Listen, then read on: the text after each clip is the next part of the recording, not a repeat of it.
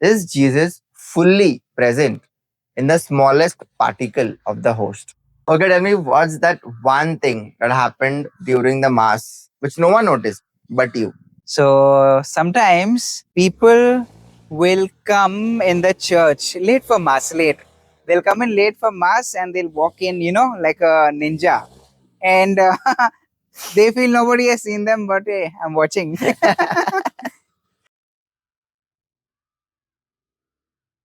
Hi, Father Ashton. How are you? Hello, Chris. I'm doing well. How are you? I'm very, very good. Welcome back to another episode where you're going to answer the question which people ask, but to the internet and not to anyone personally. Excited. Let's begin. Is it okay to fall asleep while praying? Yeah, it's totally normal, Chris. The other day, I myself, while I was praying the breviary, I fell asleep. So, as much as possible, try to avoid that. But if you fall asleep unintentionally, totally fine. God still understands. Maybe you can continue that prayer Later. once you are awake once more. But why is there a comfort while you're praying and you get the sleep? I don't know. I'm talking through my experience. Why is it like that? I'm not saying that in the church I'm sleeping or something. But I've seen people like they're sitting on the bed before sleep time or something like that. And while praying they just fall asleep. Why like that? Why is that so much comfortable? Hmm. So I know that even when I sometimes pray the rosary, I yawn automatically. I don't know why, but I start yawning, and I've seen people also yawning. Who knows? Maybe God's grace, maybe the temptation from the devil that wants you to Not pray. yeah, to not pray and to sleep. Probably we are saying repeated words, and probably because of that it becomes monotonous. It becomes like a routine, and we find it kind of boring. Our body goes into relax mode. It's possible. But either way, as long as we are actively participating, consciously praying, talking to God, listening to Him, I think it works well. And if your body says, what time to sleep, then go to sleep. But when you are awake, continue with your prayer. Okay, tell me what's that one thing that happened during the Mass which no one noticed but you? Was one thing I noticed, but no one else, huh? So sometimes people will come in the church late for mass, late. They'll come in late for mass and they'll walk in, like a ninja.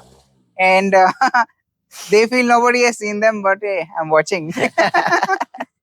Yeah, sometimes I myself miss some prayers and nobody knows. And I've already gone to the next prayer. I'm wondering, oh, how come this prayer has come so fast?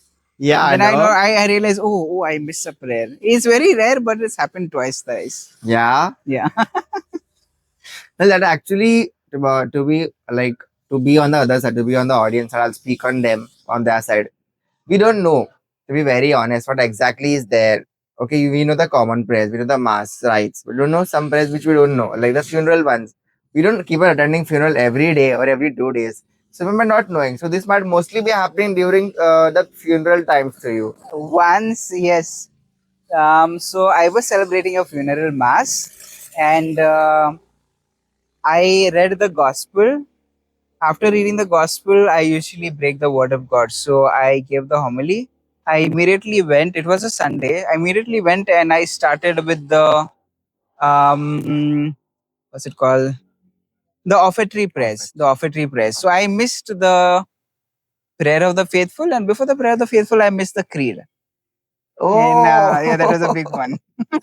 And then I saw, oh, I'm already reached now. Where am I going to go Strange of back? no one to notice that. Yeah. No one ever confronted you regarding that. No Father, one. you might have missed on No, this. even if they would tell me, what we were actually lacking time. It was cut to cut. 4 o'clock funeral mass, 5 o'clock is the scheduled Sunday mass. So I had to rush and I had to celebrate the masses, both of the masses. Acha, okay, you were celebrating. Yeah. Pretty understandable of you missing it out then. Okay. Have you had a moment at Mass, where you had to stop yourself from laughing? Yeah, it happens a couple of times.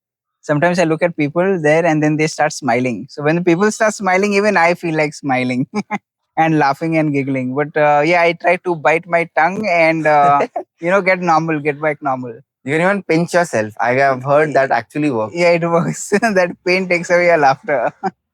Is Jesus fully present in the smallest particle of the host. Yeah, so Jesus is present even the tiniest particle of the consecrated host. As long as it is consecrated, Jesus is there.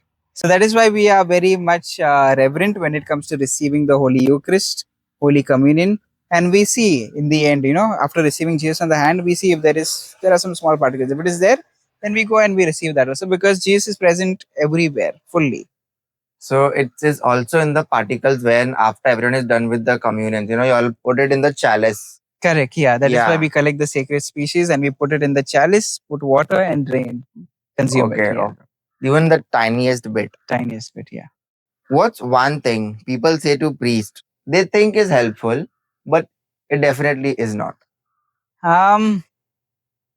So sometimes people tell me, Father, you should preach this thing in your homily. It is their personal grievance. They have got a fight with somebody and they say, Father, you should talk about this in the homily. And I'm like, as a priest, I need to take a look at the overall, matters of the church. I cannot bring your personal stuff And preach it out. and preach it out.